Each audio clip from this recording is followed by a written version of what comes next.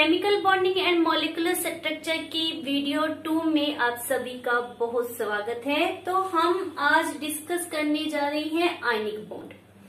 Normally आपको पता है दो तरह के बॉन्ड लाइक करती हैं, आयनिक बॉन्ड, कोवलेंट बॉन्ड। पता है मेटेलिक बॉन्ड भी होता है, कोऑर्डिनेशन कोवलेंट बॉन्ड भी होता है, वंडरवॉल फोर्स ऑफ अट्रैक्शन या बॉन्डिंग टाइप वह भी लाइक करता है। लेकिन मेन आपके पास क्या है, दो तरह के बॉन्ड होते हैं, आयनिक एंड कोवलेंट। और हम डिस्कस करने जा रहे हैं आयनिक बॉन्ड को। तो आयनिक बॉन्ड नॉर्मली एग्जांपल ही ले लेते हैं, दैट इज NaCl। Na के ऊपर प्लस साइन होता है, Cl के ऊपर माइनस साइन होता है, और ये नॉर्मली आपने पहले से ही पढ़ा हुआ है। अब ये नहीं कहना कि मुझे नहीं पता, ये आपको पता है। First one is positively charge and second one is negatively charge. तो ionic bond is a force of attraction which hold the cation and anion together. Positively charge को हम क्या कहते हैं, कैटायन, एंड नेगेटिवली चार्ज को हम क्या कहते हैं, अनायन। तो ऐसी फोर्स ऑफ अट्रैक्शन जो पॉजिटिव मीन्स कैटायन और अनायन को होल्ड करके रखती है, उसे हम कहते हैं आयनिक बॉन्ड। और आयनिक बॉन्ड कैसे बनता है, when there is complete transfer of electron. जब इलेक्ट्रॉन का कंप्लीट ट्रांसफर हो जाए, मीन्स ये नहीं होना कि इलेक्ट्रॉन यहां से चला और यहां तक पहुंचे ना, रास्ते में कहीं पर रह जाए, नो। कंप्लीट ट्रांसफर मतलब फ्रॉम वन साइड से मूव करके वन एटम से चलकर वह दूसरे एटम तक पहुंचे। When there is complete transfer of electron from one atom to the other, then the bond formed is called as ionic bond. तो आयनिक बॉन्ड को विद द एग्जांपल हम क्लैरिफाई करते हैं। लेट्स, हमने सोडियम क्लोराइड के लिए refer किया। तो सोडियम हैविंग कॉन्फ़िगरेशन 281। अब पहले भी हमने पिछली वीडियो में डिस्कस किया था, ये 1 फालतू है, 8 हो तो स्टेबिलिटी शो होगी। तो ये क्या करता है, अपने एक इलेक्ट्रॉन को लॉस कर देता है and change into Na positive which is called cation. Now it have stable configuration. ये एक electron by the Cl use up कर लिया जाता है। क्यों? क्योंकि उसको एक इलेक्ट्रॉन की जरूरत है। देख ही रहे हैं आप, क्लियर? तो इसने इसके द्वारा लॉस किए हुए इलेक्ट्रॉन को यूज अप कर लिया। जैसे मैंने पहले कहा था, complete transfer of electron from one atom to the other. तो यहां से चलकर इलेक्ट्रॉन इसके पास पहुंच गया, तो जिसके कारण हमारे पास क्या बन गया, Cl नेगेटिव। और follow the rule of octet also, इसमें भी ऑक्टेट बन गया, इसमें भी ऑक्टेट बन गया। ऑक्टेट बन गया तो और क्या चाहिए। अब ये पॉजिटिवली चार्ज है, ये नेगेटिवली चार्ज है, और आपको पता है positive negative attract each other, उनमें strong force of attraction like करती है। तो पॉजिटिव और नेगेटिव एक दूसरे से कंबाइन कर जाएंगे, और जो बॉन्ड बनेगा इनके बीच उसे हम नाम क्या देते हैं, आयनिक बॉन्ड का।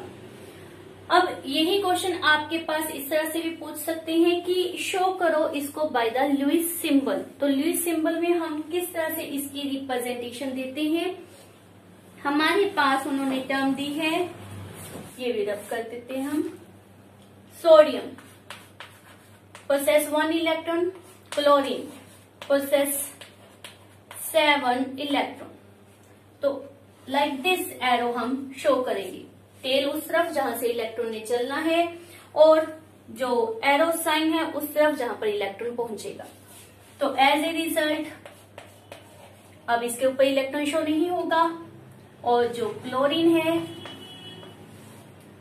उसके ऊपर नाउ 8 इलेक्ट्रॉन प्रेजेंट होंगे, और ये क्या होगा, नेगेटिवली चार्ज।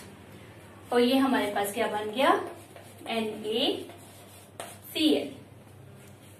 सिंपली इसी तरह लेट सपोज मैं आपको रेफर कर दूं, मैग्नीशियम क्लोराइड बनाना है, मीन्स MgCl2।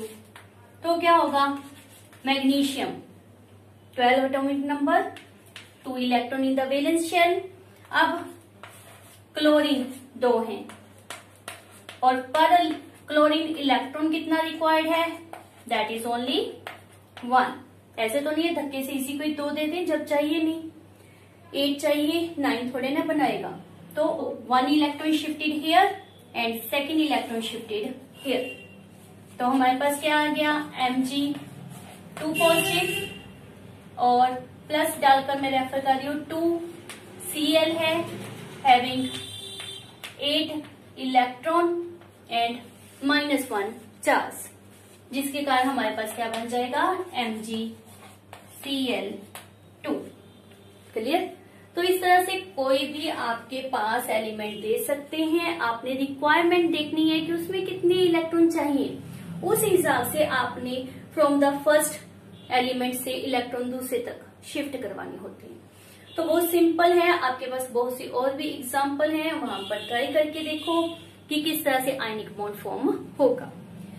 नेक्स्ट हमारे पास बहुत इंपॉर्टेंट टर्म है, what are the factors which influence strength of ionic bond.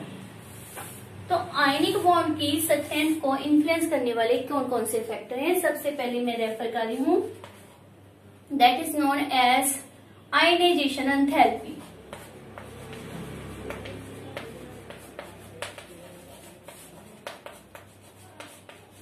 अब मैंने पहले ही रेफर कर दिया एंथैल्पी, ठीक है, भूल जाते हैं क्या स्पेलिंग थे।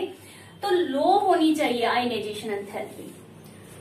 क्यों लो होनी चाहिए, हमारे पास सोडियम है, देखो एटलीस्ट ये कंफर्म हो गया कि आयनिक बॉन्ड यदि हमने बनाना है तो हमें एक केटायन चाहिए और दूसरा अनायन।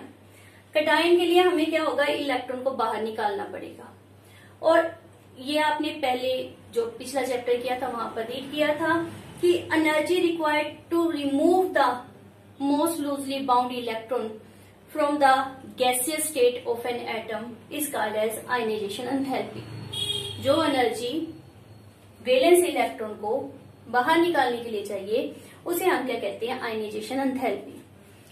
तो जितनी आयनाइजेशन एंथैल्पी लो होती है उतना इलेक्ट्रॉन इजीली बाहर निकल सकता है। दोबारा से समझे कि you have required someone, means आपको किसी की हेल्प चाहिए, तो जितनी पेपर कर रहे हो अपने आप आता है तो ठीक है, दूसरे की हेल्प चाहिए तो जितनी कम हेल्प चाहिए होगी उतना पेपर बेटर होगा। अगर बिल्कुल दूसरे के ऊपर डिपेंडेंसी हो गई तो ऑब्वियस है क्या रिजल्ट बनेगा, है ना। तो यहाँ पर भी मैं वही बात कर रही हूँ कि जितनी बाहर से डिपेंडेंसी किसी चीज के लिए कम होगी उतना इजीली आपका रिएक्शन टेक प्लेस करेगा। तो जितनी बाहर से आयनाइजेशन एंथैल्पी लो होगी उतना इलेक्ट्रॉन इजीली रिलीज होगा। तो आयनाइजेशन एंथैल्पी क्या होनी चाहिए, कम होनी चाहिए, जिसके कारण more easily cation will be formed. तो फर्स्ट कंडीशन क्या है, केटायन बनाना है और उसके लिए जितनी लो आयनाइजेशन एंथैल्पी होगी उतनी आयनिक बॉन्ड की स्ट्रेंथ ज्यादा होगी। सेकंड है high electron gain enthalpy. Definition आपके माइंड में होनी चाहिए। इलेक्ट्रॉन गेन एंथैल्पी का मतलब क्या होता है, वह energy changes which take place when an electron enter into the gaseous state of an atom.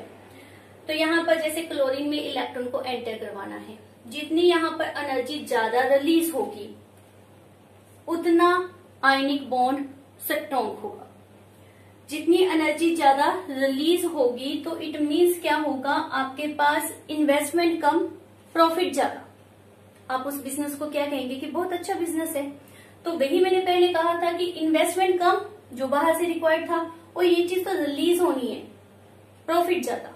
तो आयनाइजेशन इलेक्ट्रॉन गेन एंथैल्पी जितनी हाई होगी उतना इजीली आपका अनायन जो है वो फॉर्म होगा। इलेक्ट्रॉन गेन एंथैल्पी को आप मीन्स जो एनर्जी होती है वो इस तरफ आती है ऑन द प्रोडक्ट साइड, और ये आपकी किस तरफ आती है, ऑन द रिएक्टेंट साइड। तो जितनी आपके पास इलेक्ट्रॉन गेन एंथैल्पी हाई होती है उतना easily electron enter into the atom और अनायन फॉर्मेशन इजी होगी। तो केटायन फॉर्मेशन इजी के लिए हमें क्या चाहिए, low ionization enthalpy. Anion easily form करने के लिए क्या चाहिए, हाई इलेक्ट्रॉन गेन एंथैल्पी।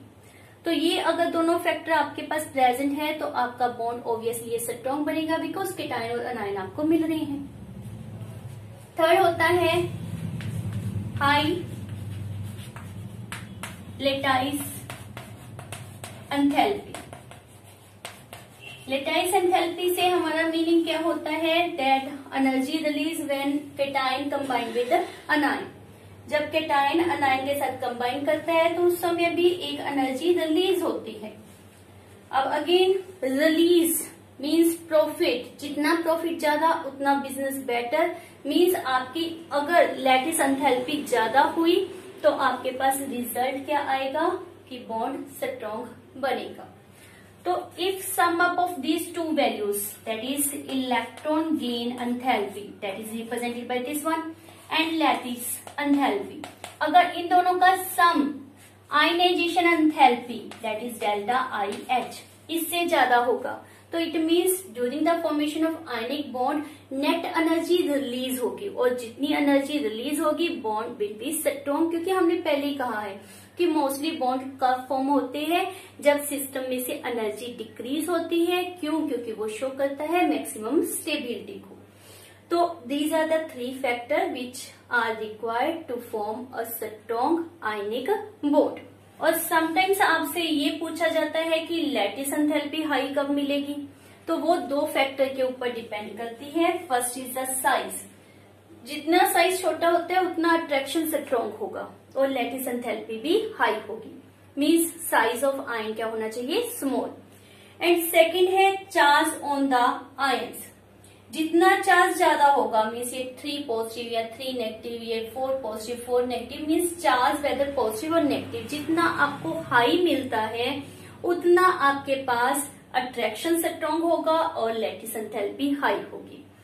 तो लैटिस एंथैल्पी दो फैक्टर के ऊपर डिपेंड करती है, that is small size and second one is high charge on the atoms. If these two factors आपको मिल रही है तो डेफिनेटली लैटिस एंथैल्पी ज्यादा होगी और एज ए रिजल्ट जो बॉन्ड बनेगा वो भी स्ट्रॉन्ग होगा। तो अब आपने क्या करना है, ट्राई करना है, जितने भी आपके पास मिल सकते हैं आयंस वगैरह उनको कंबाइन करके देखो कि किस तरह से आयनिक बॉन्ड फॉर्म होता है। थैंक यू, मिलते हैं नेक्स्ट वीडियो में and discuss what is covalent bond.